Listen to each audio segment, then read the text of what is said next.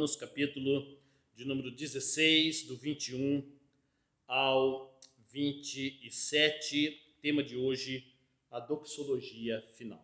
Amém? Diz assim a palavra do Senhor: Saudai-vos, Timóteo, meu cooperador, e Lúcio, Jason e Sosipatro, meus parentes. Eu, Tércio, que escrevi esta epístola, vos saúdo no Senhor. Saudai-vos, Gaio, meu hospedeiro, e de toda a igreja. Saudai-vos, Erasto, tesoureiro da cidade, e o meu irmão Quarto. A graça de nosso Senhor Jesus Cristo seja com todos vós. Amém. Ora, aquele que é poderoso para vos confirmar, segundo o meu evangelho, e a pregação de Jesus Cristo, conforme a revelação do mistério guardado em silêncio nos tempos eternos, e que agora se tornou manifesto e foi dado a conhecer por meio das escrituras proféticas, segundo o mandamento do Deus eterno, para obediência por fé entre todas as nações. Ao Deus único e sábio seja dada a glória por meio de Jesus Cristo, pelos séculos dos séculos. Amém. Vamos ao Pai em oração. Pai querido, Pai amado, Deus de graça, Deus de misericórdia, Deus que nos amou na eternidade e nos escolheu, aleluia, antes que houvesse mundo. Pai, Filho e Espírito Santo, o Deus triuno, o Deus que é amor e nos amou, apesar de não sermos merecedores deste amor, porque não havia nada em nós que pudesse te agradar, não havia nada em nós que pudesse te completar, não havia nada em nós, aleluia, que pudesse, aleluia, acrescentar algo à tua glória. Ao contrário, é o Senhor, aleluia, que nos glorificará no final. Porque aos que predestinou o Senhor chamou, e aos que chamou o Senhor justificou, e aos que justificou o Senhor glorificará. Ou glorificou, aleluia, porque já é certeza, como Paulo fala no presente, algo que vai acontecer no futuro, mas que é garantido, porque o Senhor não é Deus que minta, não é homem para mentir, não é homem para se arrepender. O Senhor fez uma promessa de vida eterna e nós em Ti confiamos, porque o Senhor nos deu a fé. Ó Pai Santo, Pai amado, que maravilha é a salvação eterna, que maravilha é o plano de salvação de Deus, tão perfeito, tão maravilhoso, incompreendido por aqueles que estão mortos em delitos e pecados, como nós estávamos. Quantas vezes no passado, longe de Ti, ouvimos o Evangelho e nada acontecia, não conseguimos compreender o simples Evangelho, mas que maravilha, Senhor, é o chamado eficaz. Que grandioso, Senhor, é a Tua obra no coração de miseráveis pecadores como nós. Aleluia, porque de repente o que não era é. E aquilo que era tão estranho para nós se torna tão simples, tão apaixonante, tão maravilhoso a Tua palavra, a Escritura Sagrada. E nós temos um anseio tão grande de aprender de Ti, e aprendemos dia após dia, crescendo na graça e no conhecimento de nosso Senhor e Salvador Jesus Cristo. Isso é maravilhoso demais. Aleluia! Esse é o maior conhecimento que alguém poderia ter nesse mundo. Somos gratos a Ti, Senhor.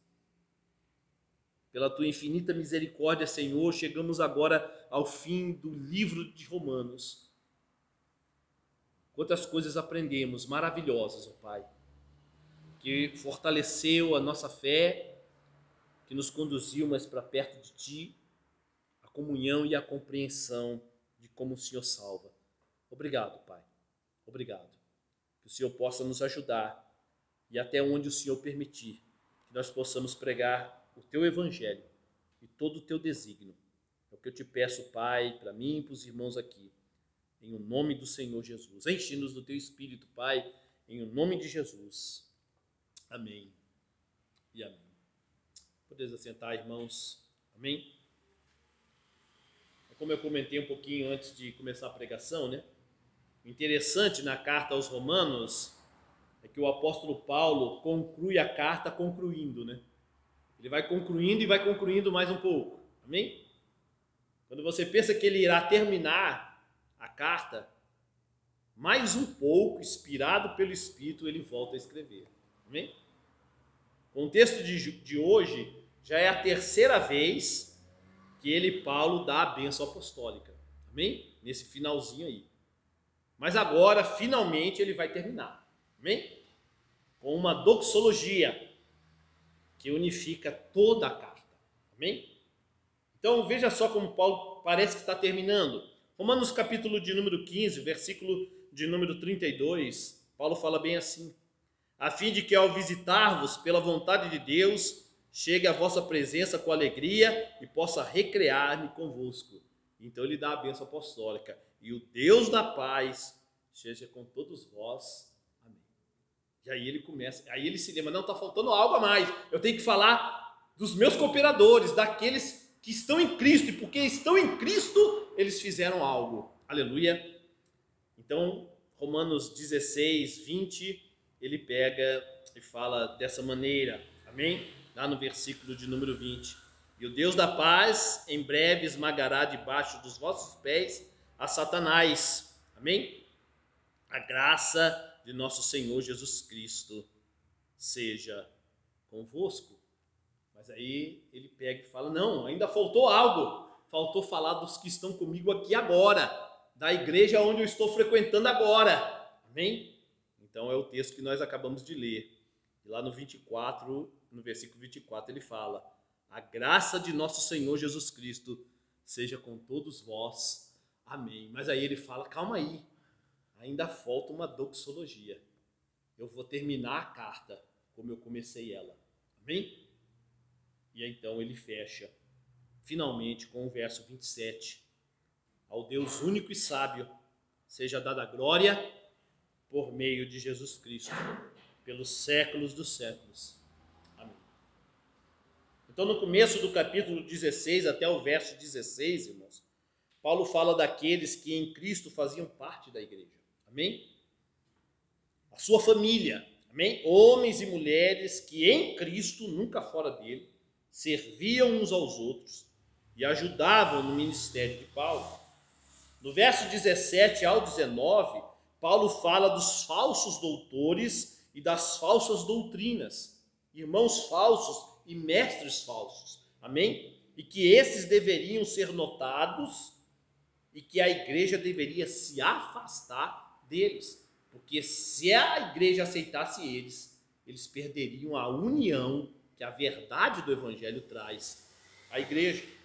Agora, a partir do verso 21 até o 23, ele irá citar os irmãos, que é o que nós lemos hoje, né? Os irmãos que estavam com ele no momento em que a carta foi escrita.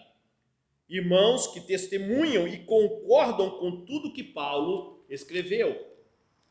Não que Paulo, irmãos, dependesse que outros concordassem com o que ele estava ali falando, ou com o que ele escreveu na carta, inspirado por Deus. Amém? Porque foi inspirado.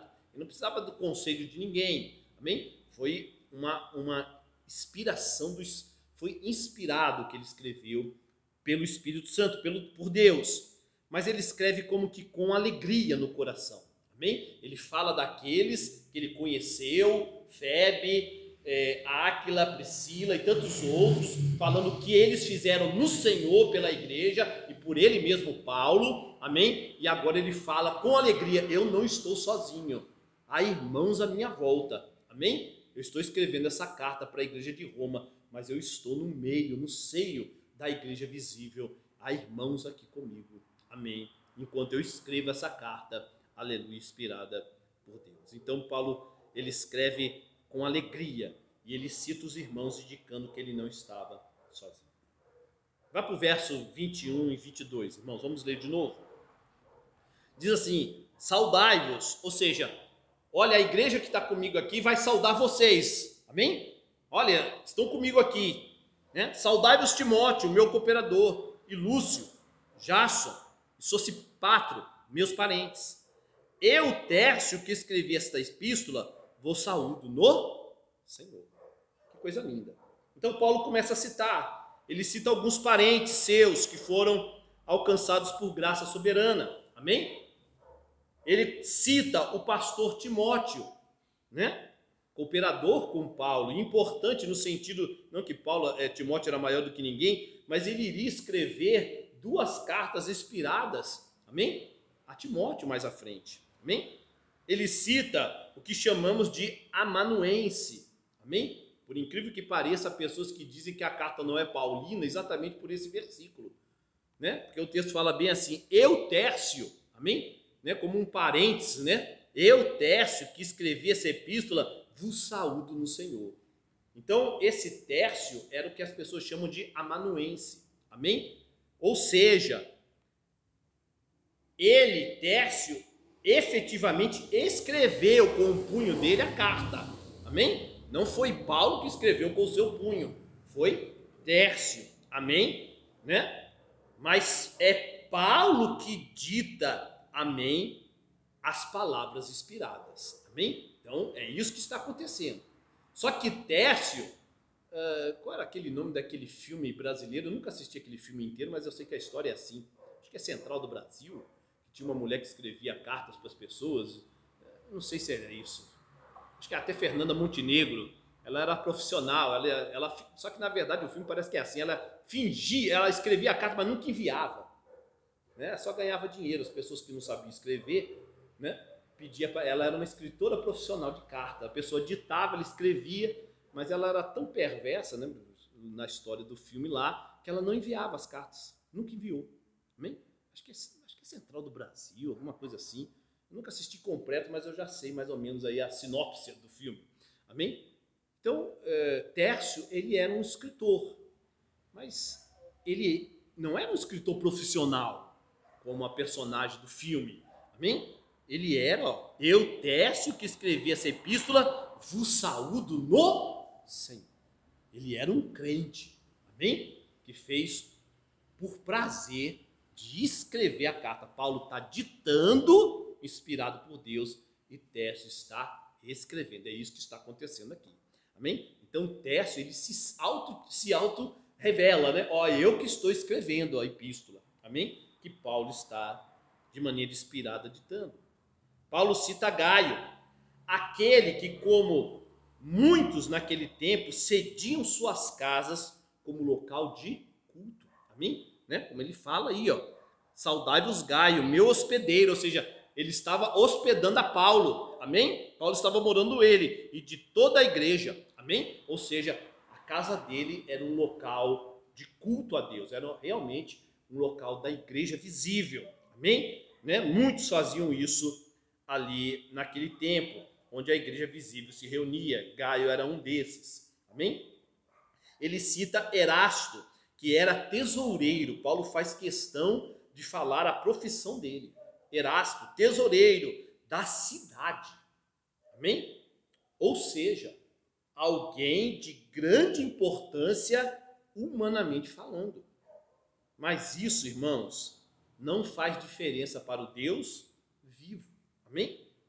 Para o Evangelho, não faz diferença. O Evangelho é o poder de Deus para salvar todos os eleitos, seja pobre e escravo, como Onésimo, por exemplo, da Epístola a Filemão, amém? Um escravo fugitivo, amém?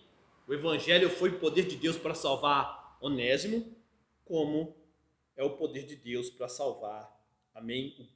O livre e bem-sucedido Erasto. A questão não é se é pobre, se é rico. A questão é um eleito antes da fundação do mundo? Então, o Evangelho salva. Aleluia! O Evangelho alcança. Que coisa linda, não é, irmãos? Ele está escrevendo uma carta para os romanos, que está distante deles. Ele cita irmãos que não estavam na igreja de Roma, mas estavam espalhados por todo o campo missionário de Paulo, Febe, Áquila, Priscila e tantos outros, amém? E ele agora fala dos irmãos que estão com ele, ali na hora que ele escreveu a carta, congregando com Paulo, onde ele estava naquele momento, amém? E veja que Paulo fala, todos são o quê? Em Cristo. Todos estão unidos na pessoa de Cristo. Aleluia. Essa percepção, irmãos, é maravilhosa. E só o Evangelho pode dar. Só o Evangelho é que dá essa percepção.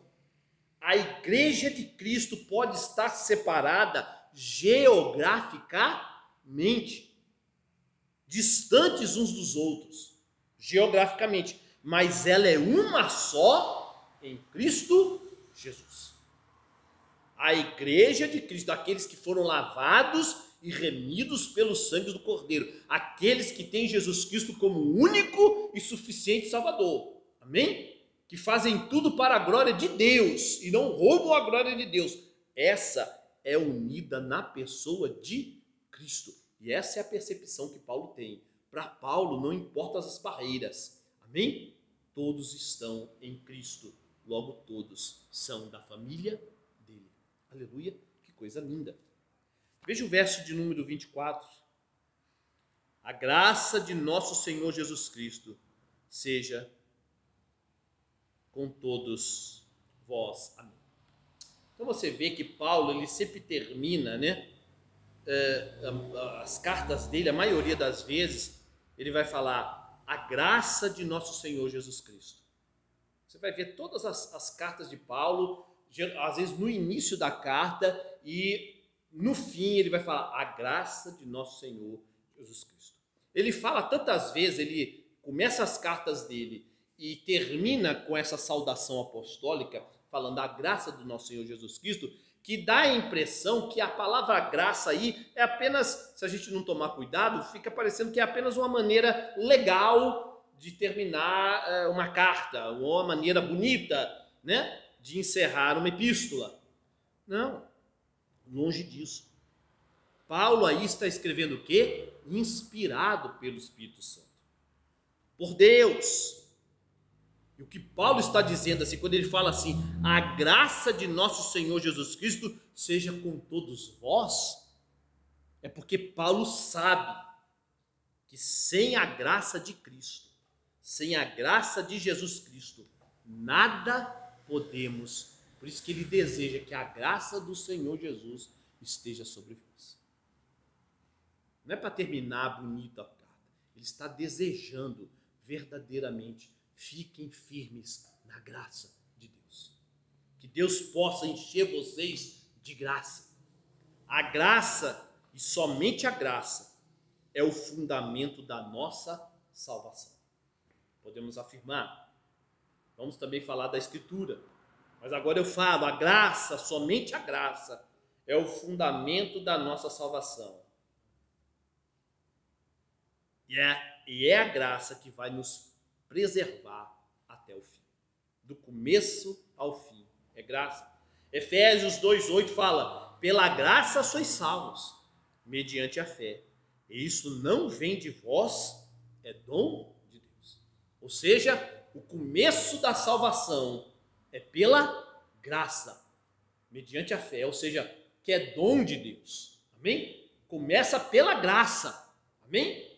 Pela regeneração do Espírito. Amém? E em toda a caminhada. Porque João 1,16 fala, porque todos nós temos recebido da sua plenitude o Espírito sela, regenera, a graça alcança, mas cada vez mais a plenitude do Espírito vai alcançando. Jesus fala, pedi a Deus. Amém? Porque se vocês são maus e dão bons presentes aos seus filhos, quanto mais Deus, que é bom, não dará o Espírito àquele que pedir. Então, nós somos cheios da plenitude. Veja o que João fala, 1,16, porque todos nós temos recebido da sua plenitude, cada vez mais do Espírito Santo, e graça sobre graça. Então, é graça no começo, é graça na caminhada, e é graça no fim. Amém? A graça, aleluia, de Deus, do começo ao fim da nossa jornada. Graça do começo ao fim da nossa carreira. É pela graça, irmãos, que temos acesso ao Pai. Sem a graça não há como. O trono da graça é o trono que dá acesso, o trono do Pai. Pela graça, o Espírito nos conduz através da palavra. Somente pela graça.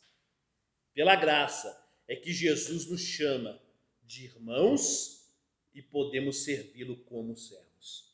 Somente a graça. Somente pela graça Jesus nos chama de irmãos e podemos servir a Ele como irmãos na condição de servos. Romanos capítulo de número 5. Volte lá, vamos relembrar o que Paulo ensinou a nós. Romanos capítulo de número 5, versículo de número 1. Fala assim: justificados, pois, mediante a fé, temos o quê? Paz com Deus, por meio de nosso Senhor Jesus Cristo. Olha só, nós somos justificados mediante a fé, então nós já temos a justificação, nós temos a fé, aleluia, que foi nos dada como dom de Deus, e isso nos leva a ter o quê? Paz com Deus. Não estamos mais debaixo da ira, mas de paz, aleluia, por intermédio de nosso Senhor Jesus Cristo, por intermédio de quem obtivemos igualmente acesso pela fé, olha só, a esta graça, aleluia, a esta graça, aleluia, na qual estamos firmes e gloriamo-nos na esperança da glória de Deus. Que coisa linda, aleluia, justificação, fé, paz, elas estão alicerçadas na graça. Aleluia. Ninguém pode ser justificado se não houver graça. Ninguém pode ter fé verdadeira se não houver graça. Ninguém pode ter paz com Deus se não houver graça. Aleluia.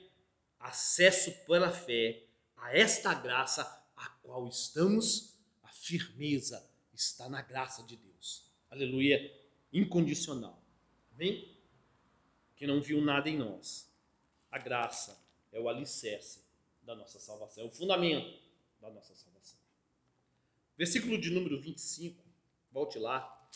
Romanos 25.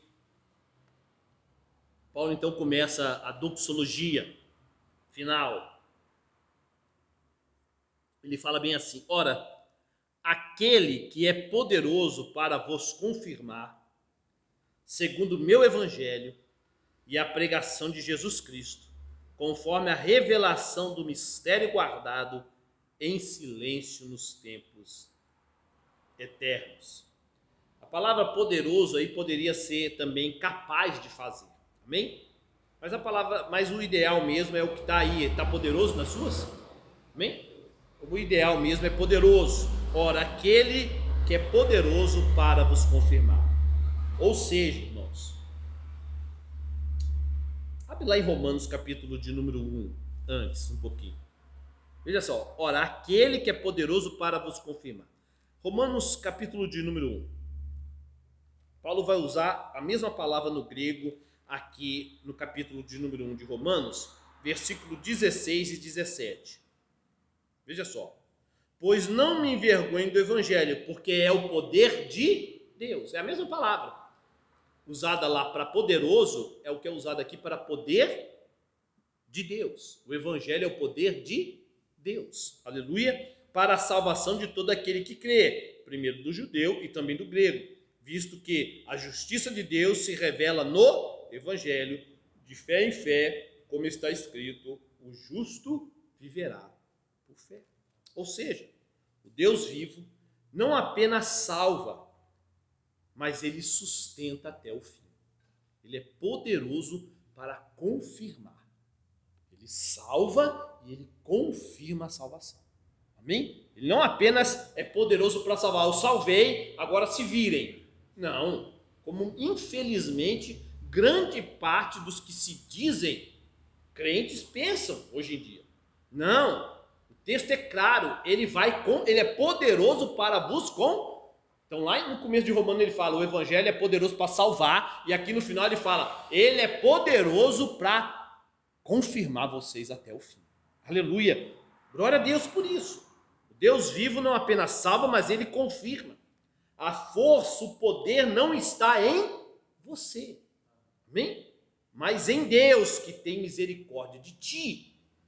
Então o que cabe a mim, pastor? Se eu não tenho força, mas eu tenho que me esforçar, Se eu não tenho força, mas o reino de Deus é tomado da força, não é isso que Paulo fala e que João Batista fala? O que eu posso fazer se não está em minha força, mas nele?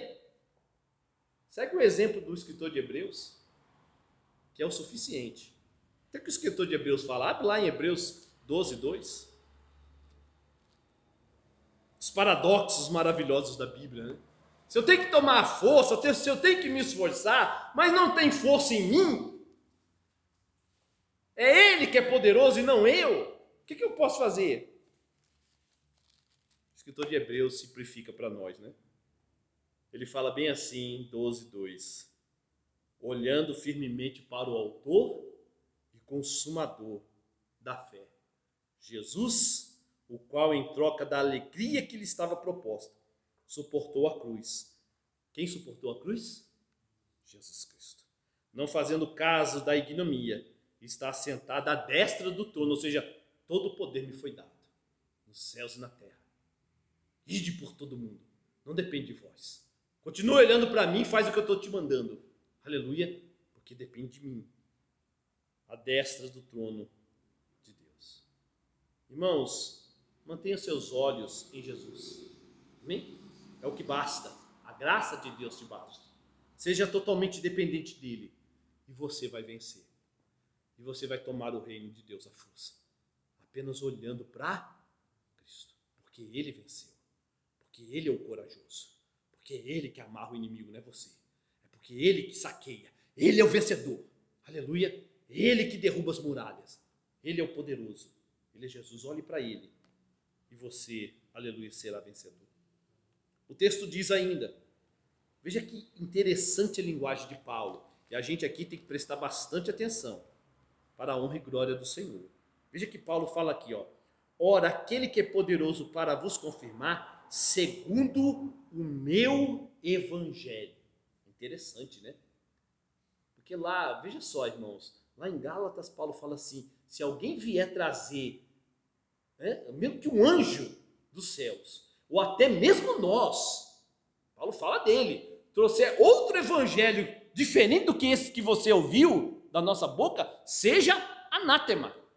E aí ele fala em Romanos, parece que está nos surpreendendo, né? Segundo o meu evangelho, é só ler o texto completo, né, irmãos? Que você não erra. Segundo o meu evangelho e a pregação de Jesus Cristo, conforme a revelação do mistério guardado em silêncio nos tempos eternos. Então Paulo está falando, não é meu, é a pregação de Cristo, o evangelho é Cristo. Amém? Mas então o que Paulo está querendo dizer com o meu aí? Esse meu, irmãos, até nós podemos usar em determinada situação, como Paulo usou aqui. Porque é uma linguagem que demonstra uma questão pactual. Não é que Paulo está falando aí que ele tinha a exclusividade do evangelho, que os outros apóstolos não tinham. Não é isso que Paulo está dizendo. Mas Paulo está falando de uma maneira particular, pactual, amém? Que é para todos os crentes, amém? O evangelho é meu, amém? Como é de você, irmão Gabriel, como é seu, irmão Leonardo, como é de todo aquele que foi salvo por graça que vai ouvir esse áudio. É o meu evangelho, ele foi dado a mim, amém? Porque, irmãos, uma coisa é você entender o evangelho, mas isso não basta. Tem muita gente que entende, mas isso não basta. O evangelho tem que ser meu. Amém? Não basta eu apenas entender.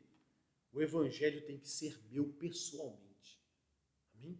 Eu creio, ele é meu. É a minha história de amor com Cristo. Aleluia. Ele me amou. Aleluia. Este evangelho, o único evangelho, é aquele que é revelado por Deus na Escritura. Não é isso que está dizendo aí? Olha que coisa linda. Amém? Olha que coisa linda. E agora se tornou manifesto e foi dado, versículo 26, e foi dado a conhecer por meio das Escrituras proféticas. Então Então esse evangelho que é meu, me foi revelado como? Através da Escritura. Sola Escritura. Amém? Não é revelado por homem. Amém? Não é revelado pela imaginação humana. É revelado pela soberania de Deus, aleluia, através da Escritura. Então preste atenção, irmãos.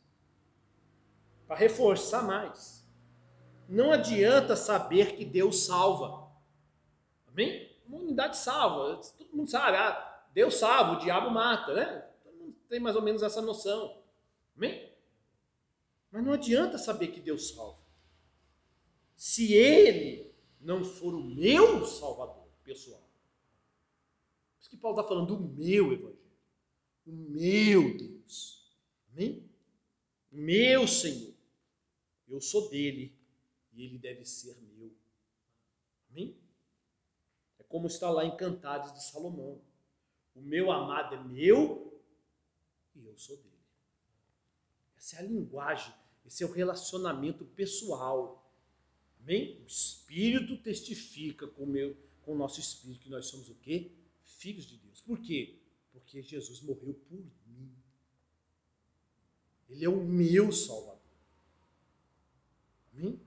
Ele subiu naquela cruz sabendo que eu, fulano de tal, era um pecador, era isso, era aquilo. Ele sabia que eu ia cair várias vezes, que eu ia negar ele. Mas ele morreu por mim.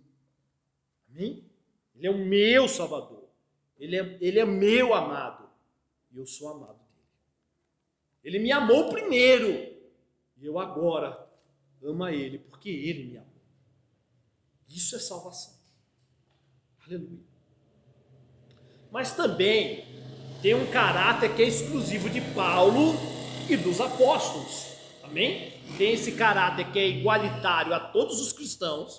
O meu evangelho, que era o evangelho de Paulo que salvou ele, e é o evangelho meu que salvou a mim e a todos os irmãos. Amém? Mas também tem uma questão revelacional em relação a Paulo e a todos os outros apóstolos. Só que Paulo não, simplesmente ele não fala dos apóstolos, ele fala em relação a ele que era um dos apóstolos. Então, era o evangelho de Paulo também por uma questão revelacional, pois Cristo se revelou a Paulo.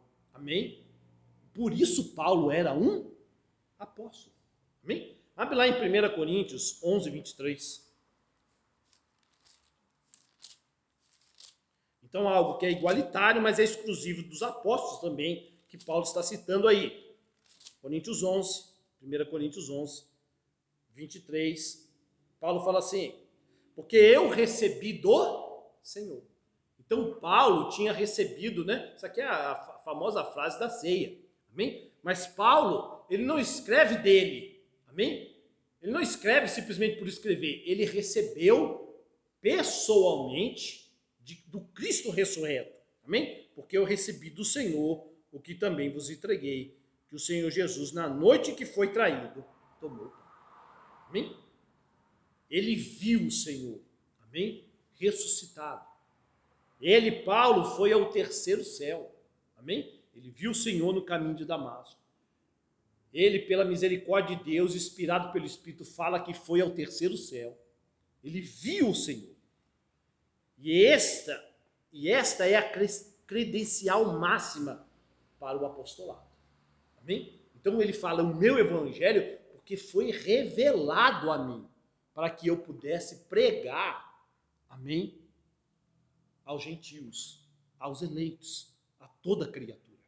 Aleluia? Então nesse sentido E a credencial máxima para o apostolado é ter visto Cristo ressurreto. Amém?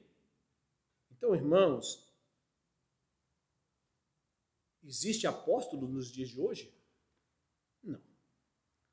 Porque todos eles podem falar, né? Eu faço milagre, a credencial está aí. Até o diabo faz prodígios, irmãos.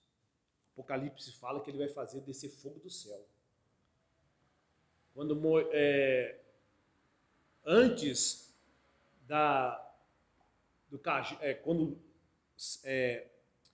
Moisés lança o cajado no chão, né? Arão lança o seu cajado e vira uma serpente. O texto diz que os feiticeiros do Egito fizeram a mesma coisa.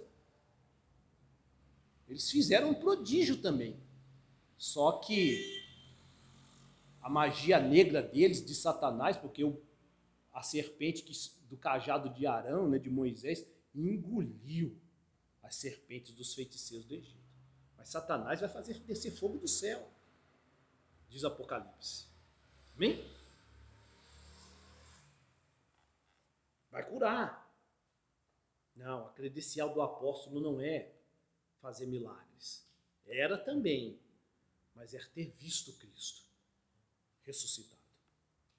Então, irmãos, é bem simples quando Lucas, lá em Atos, capítulo de número 2, escreve dessa seguinte maneira. Atos 2, 42. E perseveravam na doutrina dos apóstolos e na comunhão, no partir do pão e nas orações. Desculpe. Ou seja, irmãos, a doutrina dos apóstolos é a doutrina de Cristo, é o Evangelho. Não há distinção, não há dicotomia. Por isso que Paulo fala, é o meu Evangelho. É o Evangelho dos apóstolos, porque foi revelado a nós essa verdade. Aleluia. O texto ainda diz, os irmãos estão entendendo até agora? Amém? Abre lá, volte lá. O texto ainda diz assim, Romanos,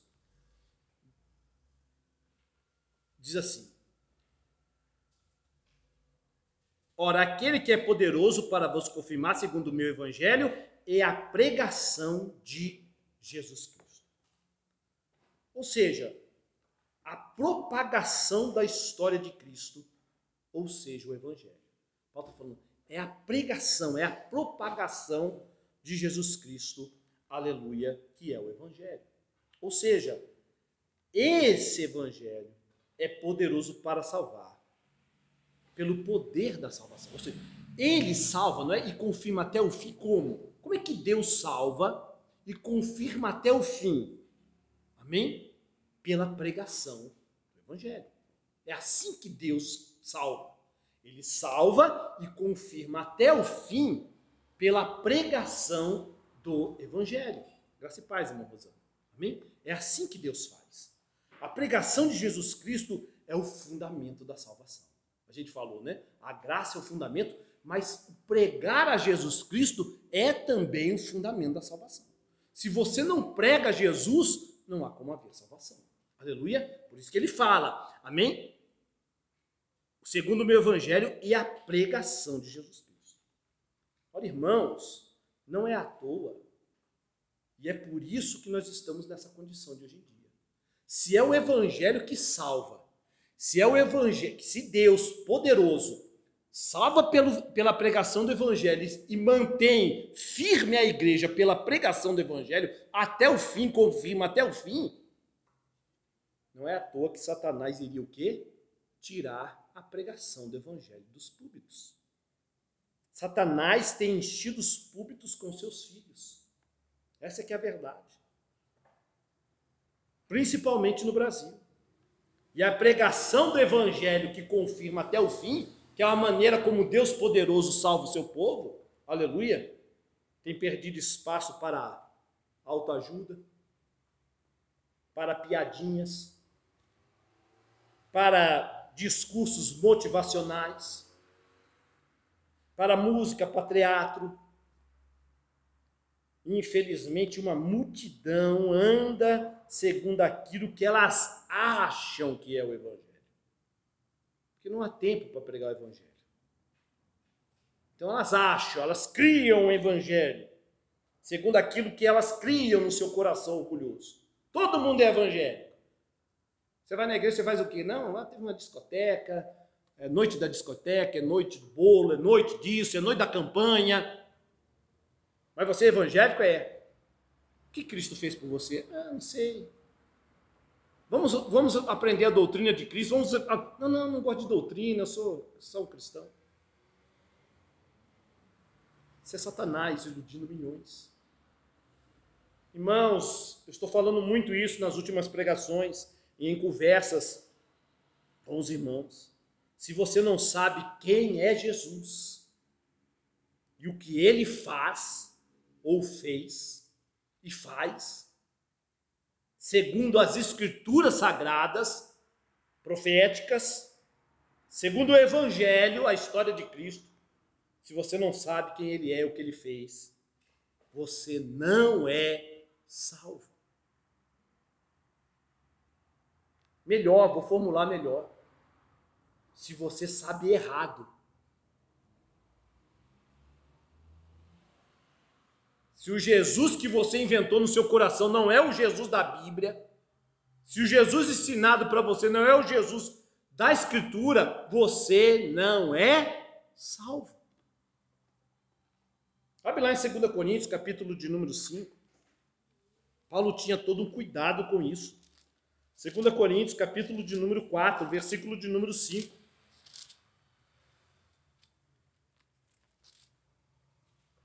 4, 5.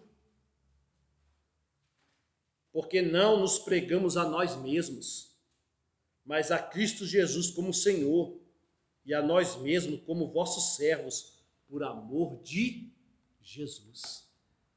Irmãos, há lugar certo para testemunhar, né? É bonito uma pessoa falar do seu testemunho, de como ela foi salva, mas testemunho não pode substituir a pregação do Evangelho. Eu já fui de igreja que a gente se reunia num pretexto culto apenas para ouvir o testemunho de alguém. E a pessoa falava mais dos pecados que ela fez do que da verdadeira conversão, se é que aquilo era conversão. A gente ficava cheio, ouvia um monte de coisa terrível que a pessoa tinha feito. E aquilo só servia mais para trazer tentação para nós do que verdadeiramente para glorificar a Deus. E o Evangelho não era pregado, a Bíblia sequer era aberta, a pessoa só contava o testemunho. Isso não é culto a Deus. Há momentos, sim, de você falar do seu testemunho, mas o momento de culto é para pregação. Paulo fala, nós não estamos falando de nós. E Paulo fala durante muitas cartas do seu testemunho pessoal, mas há o momento certo. Nós pregamos a Cristo. É isso que Paulo fazia. Essa é a função da igreja, pregar o Evangelho. Aleluia.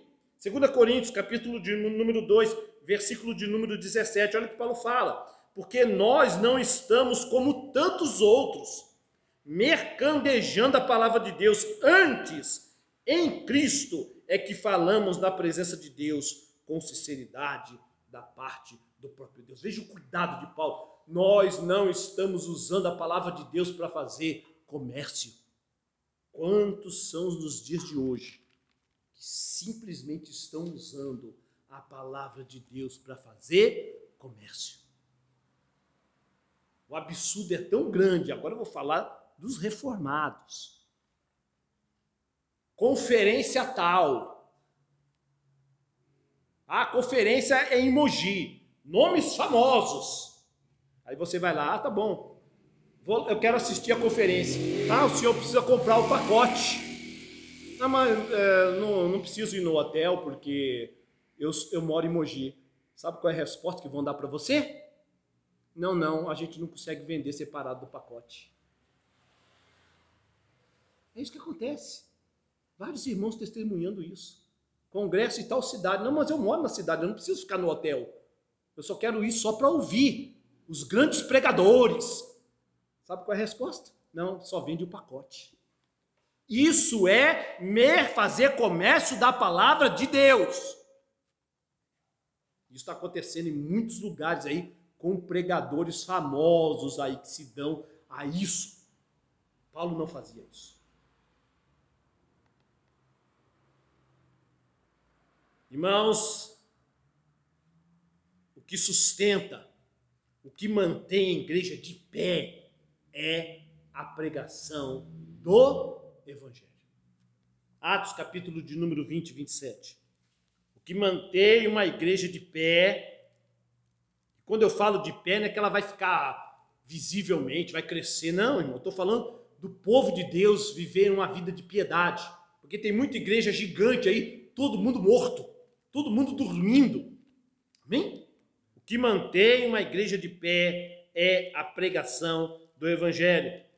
São os desígnios de Deus. Atos, capítulo de número 20, versículo de número 27. Paulo fala: portanto, eu vos protesto, que no dia de hoje estou limpo do sangue de todos, porque jamais deixei de vos anunciar todo o desígnio de Deus. Não há tempo para teatro, não há tempo para cinema, não há tempo para discoteca e carnaval gospel ou qualquer coisa que eles venham inventar.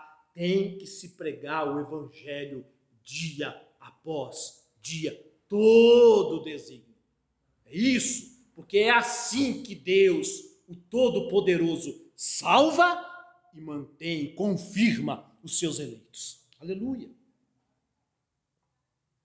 O texto ainda diz: o mistério guardado. Volte lá. Que coisa linda. Romanos, capítulo 16, versículo de número 25, ele fala assim: conforme a revelação do mistério guardado em silêncio nos tempos antigos. Ou seja, irmãos, o Deus triuno fez um pacto na eternidade. Amém? E tornou conhecido. Amém? Então, era oculto porque era um mistério, porque ninguém sabia. Estava com Deus, Pai, Filho e Espírito Santo. Mas ele torna conhecido. Amém? Através do quê? Amém? Ele torna a sua vontade conhecida por meio da revelação dada aos profetas na Escritura, que é o que está no versículo número 26. Daquele mistério que é a salvação. Então, qual era o mistério? Pai e Filho decidiram salvar. Amém? E ele revela esse mistério, que é a nossa salvação, pelas boas novas de Jesus Cristo, pela pregação do Evangelho. Este é o único grande e único mistério que proclamamos na igreja. Não há outro mistério a ser proclamado. Amém? O único e grande mistério que devemos proclamar na igreja é a salvação que Deus decretou na eternidade. Amém? O Deus, ou seja, Deus se fez carne e habitou entre nós. Esse é o mistério. Esse é o mistério. Abre lá em Timóteo, capítulo de número 3. Qual era o grande mistério? Esse é o mistério. O mistério do Evangelho. Que Deus se fez carne e habitou entre nós. 1 Timóteo. Abre lá em 1 Timóteo.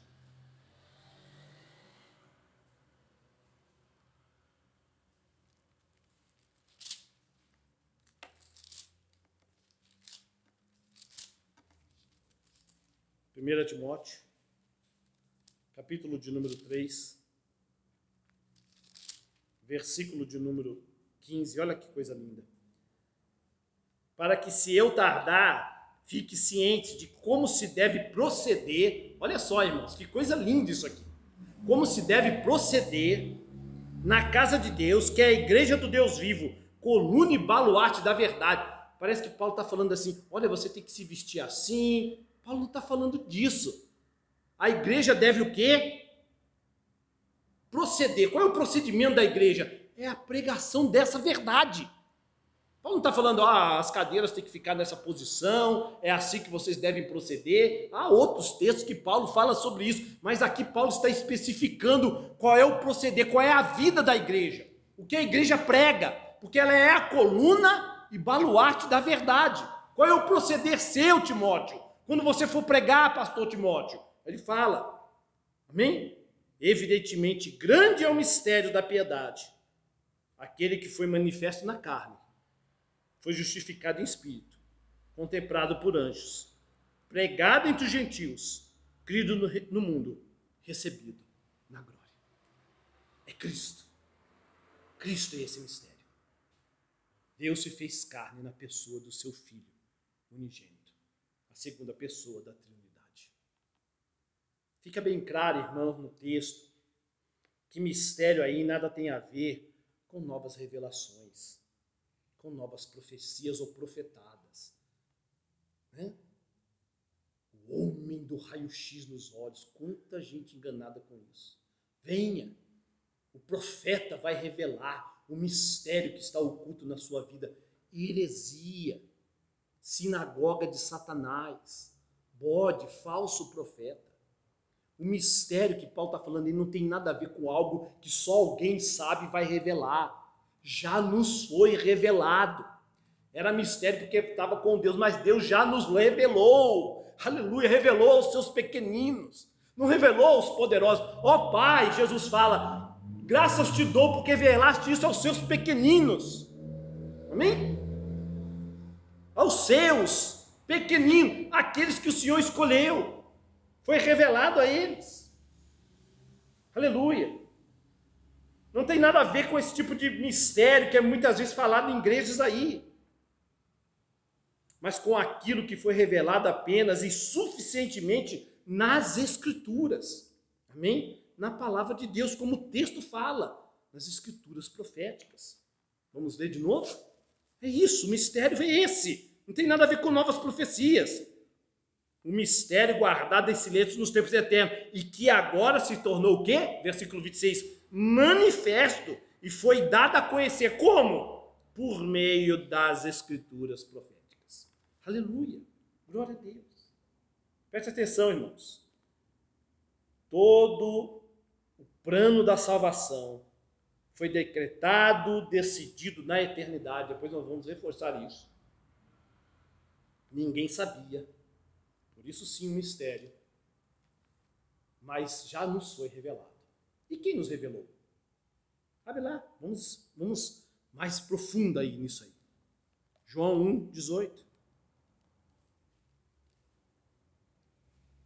Lá na eternidade, Deus planejou, aleluia, a salvação para a sua glória. E quem nos revelou? João 1:18. Fala bem assim, ninguém jamais viu a Deus. O Deus unigênito que está no seio do Pai é quem o revelou. Quem revelou? O próprio Deus. Na pessoa de quem? Do Filho, do Deus Filho. Aleluia. Romanos capítulo de número 11, versículo de número 33. 11:33. Ó profundidade da riqueza, tanto da glória como do conhecimento de Deus. Quão insondáveis são os seus juízos e quão inescrutáveis os seus caminhos. Quem, pois, conheceu a mente do Senhor? Ou quem foi o seu conselheiro? Ou quem primeiro deu a ele para que lhe venha a ser restituído? Porque dele, por meio dele e para ele são todas as coisas. A ele, pois, a glória eternamente. Amém. 1 Coríntios, capítulo de número 1. Aleluia. 1 Coríntios, capítulo de número 1, versículo de número 21 ao 25. Visto como na sabedoria de Deus, veja só que coisa linda. Na sabedoria de Deus, o mundo não o conheceu. Amém? O mundo não tem como conhecer. Por sua própria sabedoria. Aprouve, foi da vontade de Deus, salvar os que creem pela loucura da pregação. Porque tanto os judeus pedem sinais, como os gregos buscam sabedoria. Mas nós pregamos a Cristo crucificado, escândalo para os judeus, loucura para os gentios, mas para os que foram chamados, tanto judeus como gregos, pregamos a Cristo, poder de Deus e sabedoria de Deus, porque a loucura de Deus é mais sábia do que os homens e a fraqueza de Deus é mais forte do que os homens. Quem o revelou? O próprio Deus. Quem revelou? O Filho de Deus unigênito. Aleluia. Que coisa linda. Que coisa maravilhosa. Versículo 27 fala bem assim. ao Deus único e sábio. Seja dada a glória por meio de Jesus Cristo, pelos séculos dos séculos. Amém. Veja só, os homens pela sua sabedoria não conseguiam. Né? Falou agora, acabamos de ler em Coríntios. E aqui Paulo fala assim, ao Deus único e sábio. Quando você volte 1 Coríntios, capítulo de número 1 também, agora o versículo de número 30, veja só. Mas vós sois dele. Amém? Ou seja, Deus é sábio. Amém? Mas vós sois dele, em Cristo Jesus, o qual se nos tornou. Veja que tudo está ligado na pessoa é o Filho unigênito que revela o Pai, é pela pregação de Cristo que vem o conhecimento do Pai. E aí vem assim, mas vós sois dele. O mundo não é, mas vós sois dele. O mundo, a sabedoria do mundo não consegue compreender a sabedoria de Deus. A força do mundo não consegue alcançar a fraqueza de Deus. Mas vós sois dele, em Cristo Jesus, o qual se nos tornou da parte de Deus o quê? Sabedoria, e justiça, e santificação e redenção. A sabedoria de Deus foi transmitida a nós. Quem? Né? São insondáveis. Deus, em Cristo, nos dá a conhecer o seu mistério, o plano de salvação. Que coisa linda. Sem Cristo, os homens irão inventar todo tipo de metodologia de redenção. É isso que são as religiões. Sem Cristo, sem o Cristo revelado nas Escrituras, amém? Você pode falar de um Cristo criado no seu coração. Sem o Cristo que se revela pelas Escrituras Sagradas, amém? Os homens vão inventar todo tipo de metodologia de redenção. Então todas as religiões são assim, né? Todas elas buscam tirar, né? Se salvar, amém? Buscam a redenção, amém? Buscam a justificação.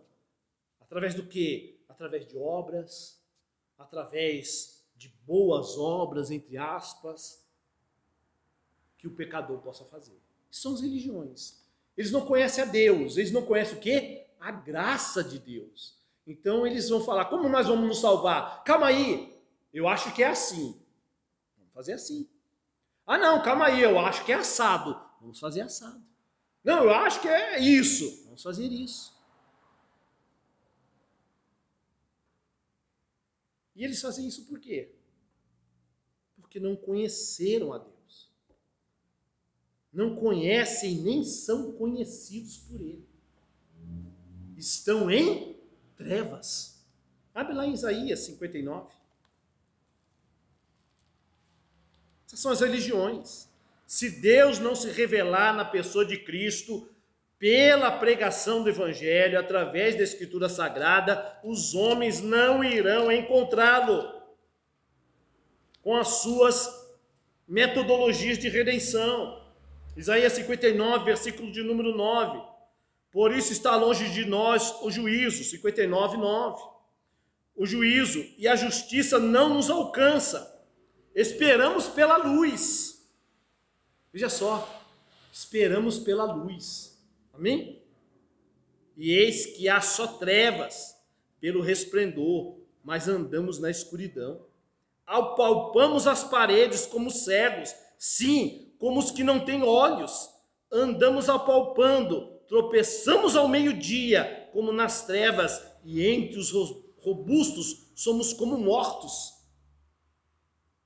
Porque as nossas transgressões se multiplicam perante ti, e os nossos pecados testificam contra nós, porque as nossas transgressões estão conosco, e conhecemos as nossas iniquidades. São as religiões. Eles estão na escuridão completa, sem a sabedoria de Deus, não há como. É necessário Deus se revelar. Aleluia. Através do Filho, pela pregação do Evangelho. Olha que coisa linda. Volte lá, Romanos. O texto ainda diz assim, por meio das Escrituras proféticas. E isso é o lindo. Veja que há uma sequência. Irmãos, preste atenção. O povo de Deus tem um QI a mais. Amém? Um QI a mais. Que o mundo, nem o maior PhD do mundo tem e jamais terá. Pega aí os grandes pensadores, Sócrates, Platão, os grandes cientistas, Einstein, qualquer um. Eles não são mais inteligentes que o povo de Deus. O povo de Deus tem um QI a mais. Amém? O mais simplesinho, mais humildezinho, aquele que o mundo olha assim, é o tolo lá. Esse negócio de evangelho é para pobre, é para gente ignorante, não é que muitos falam? Esses são os que são sábios. Esses que são ali os ignorantes, os burrinhos, que o mundo olha com desprezo, esses é que são inteligentes. Há um QI que nós temos pela fé. Fé é esta que vem pela revelação das Escrituras. Aleluia, ao coração daqueles que são do povo de Deus. O povo de Deus, pela misericórdia do próprio Deus, conhece o segredo da eternidade que o mundo não conhece. Amém? Segundo o mandamento, o decreto do Deus eterno. Não é isso que o texto fala? E que agora se tornou manifesto e foi dado a conhecer por meio das Escrituras, segundo o mandamento. Então Deus decretou: o meu povo, aqueles que eu escolhi, eles vão saber o segredo da eternidade. Aleluia! Eles não vão andar em trevas, eles vão andar na luz, porque Jesus Cristo é a luz que ilumina todo o homem. Aleluia! Eles não vão andar em trevas, e com um objetivo, não é? Que ele fala assim, ó, e que agora se tornou manifesto e foi dado a conhecer por meio das Escrituras Sagradas, segundo o mandamento, o decreto de Deus eterno, com um objetivo. Para o quê? Para a obediência por fé entre as nações. Esse é o objetivo da revelação de Deus. Então as religiões, olha a diferença, as religiões querem fazer para ter fé, que salva. O pensamento de Deus é totalmente contrário. Ele nos revela, nos dá fé, para que aí sim nós possamos obedecê-lo, aleluia, de maneira correta. É a inversão. Não é o fruto que é a essência da árvore.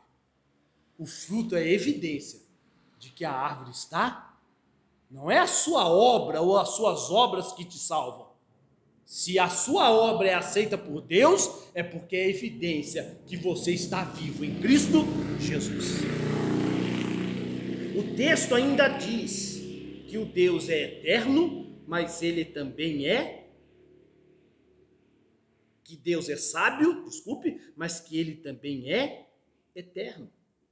O mandamento do Deus eterno, no versículo de número 26.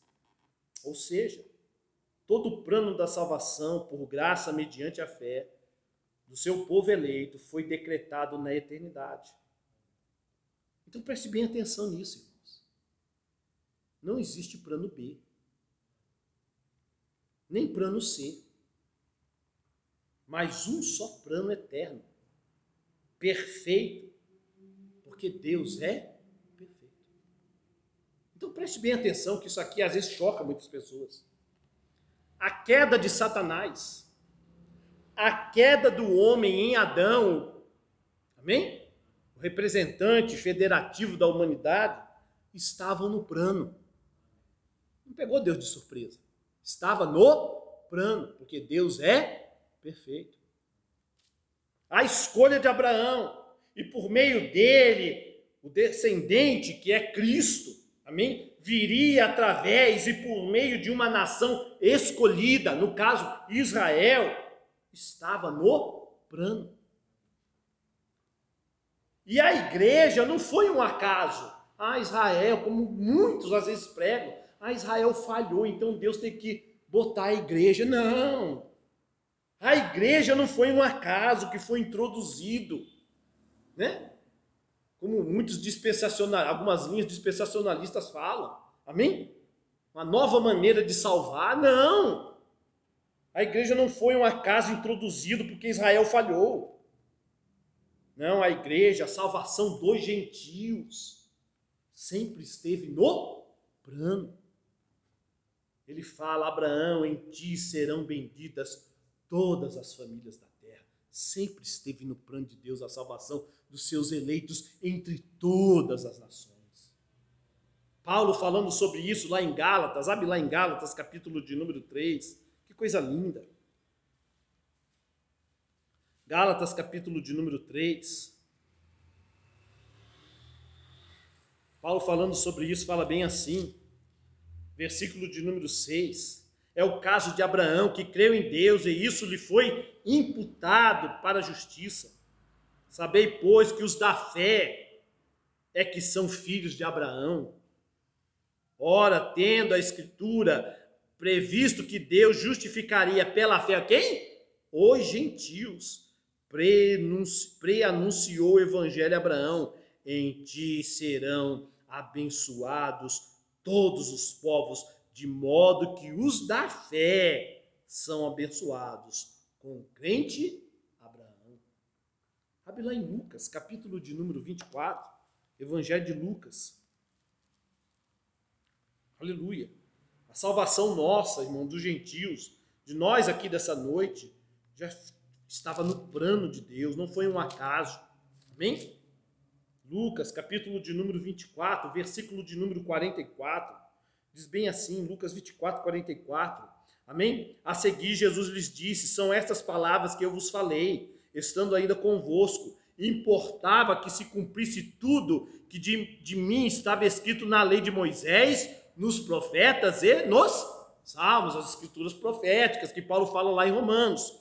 Então lhes abriu o entendimento para compreender o quê? As escrituras, sabedoria de revelação de Deus. Amém? E lhes disse, assim está escrito, que o Cristo havia de padecer e ressuscitar dentre os mortos no terceiro dia, e que em seu nome se pregasse o quê? Arrependimento para a remissão de pecados a todas as nações, começando de Jerusalém. A todas as nações. Não é só a Israel, a todas, estava incluso todas as nações, todos os eleitos em todas as nações do mundo. Aleluia. O texto diz que ele era um Deus sábio, um Deus eterno, mas o texto diz também que ele é um Deus único. Não é isso? Romanos 16, amém? 27 é o Deus único. Irmãos, esse Deus único é o Deus triuno. Amém? Ou seja, nunca se esqueça disso. Pregar o evangelho é pregar a triunidade de Deus.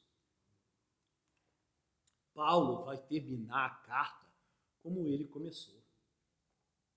Abre lá em Romanos, capítulo de número 1. Ao Deus único.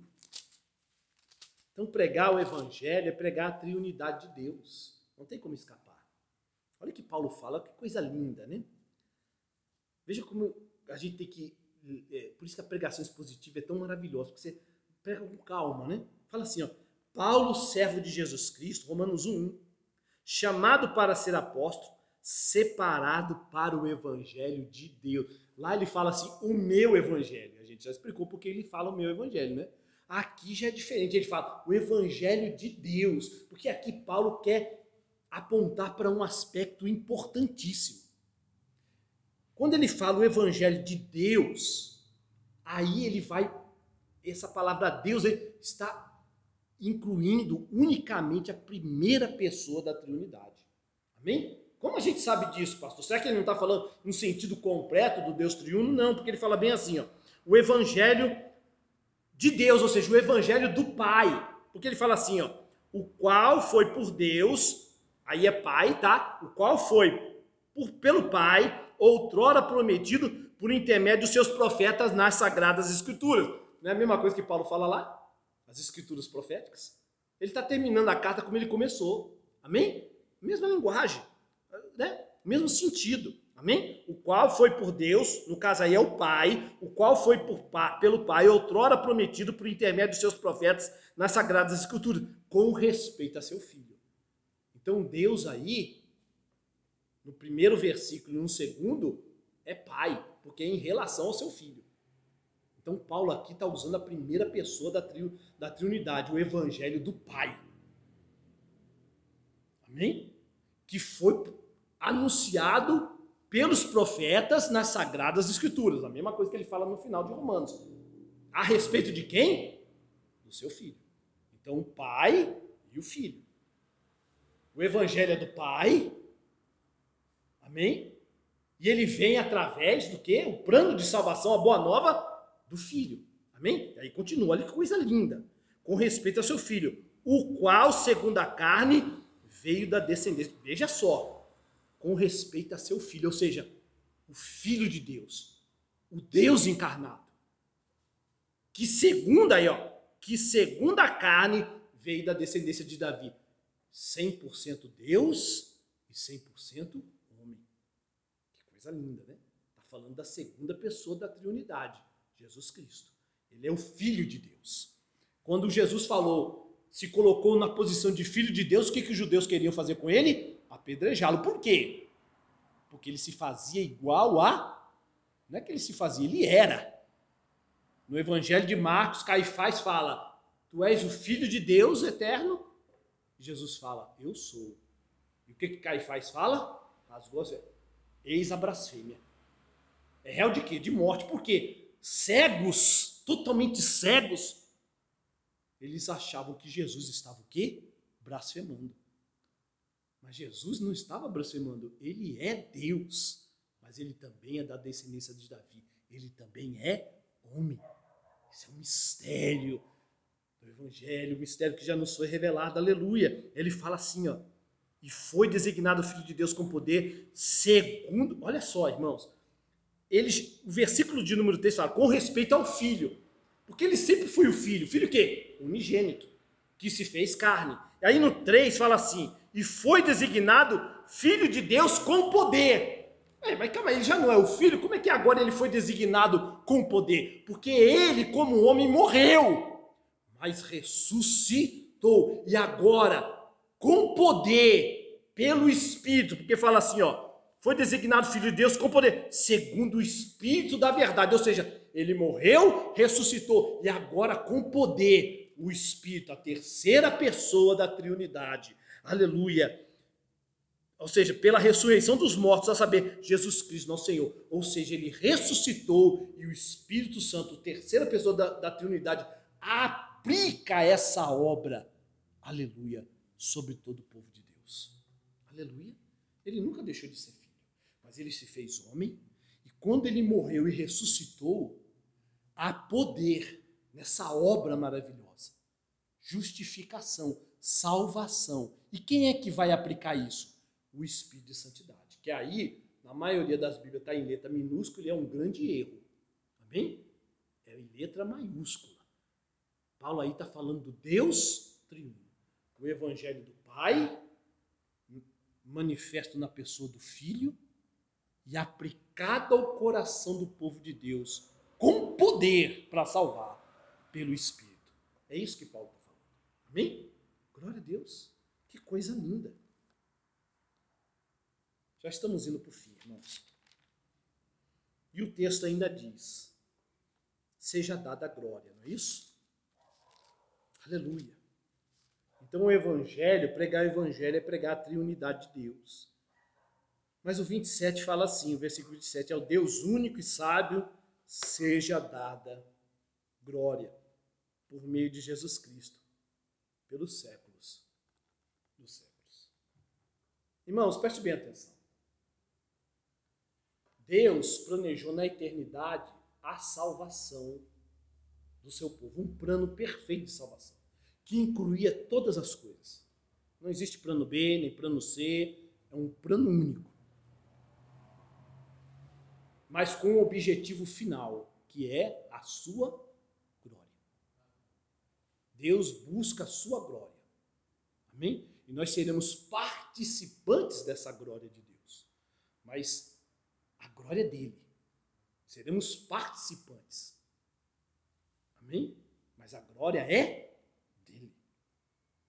Somente Deus é digno de toda a glória. Na salvação, não poderia ser diferente. Amém? Como?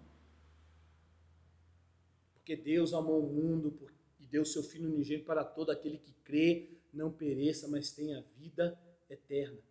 Por que Deus salva? O objetivo para a sua glória. Amém? Quando o homem busca por obras a sua salvação, a glória é apenas dele, não é isso? Apenas dele. E essa glória conduz aonde? Ao inferno, ao lago de fogo. Deus é digno de toda glória. Quando o homem ele busca por suas obras ser salvos, a glória é totalmente dele. Parabéns. Viva a sua glória. Você conseguiu. E essa sua glória vai te conduzir para o inferno. Quando o homem diz, Deus fez a parte dele, eu vou fazer a minha. Você está o quê? Dividindo a glória de Deus com você. E a palavra de Deus é linda e maravilhosa. Deus não divide a sua glória com ninguém. Quem assim faz está dando passos largos para o inferno, para o lago de fogo. Ah, Deus fez a parte dele, eu vou fazer a minha. Isso não é sabedoria de Deus. Isso não é a sabedoria revelada nas escrituras proféticas. Isso não é salvação. Mas quando por graça, nós já vamos terminar. Mediante a fé no Filho de Deus, Jesus Cristo. Eu creio, eu sei, eu confio que tudo está o quê? Consumado.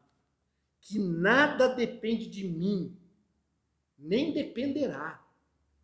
Aí sim, o objetivo de Deus, o objetivo final de Deus é alcançado.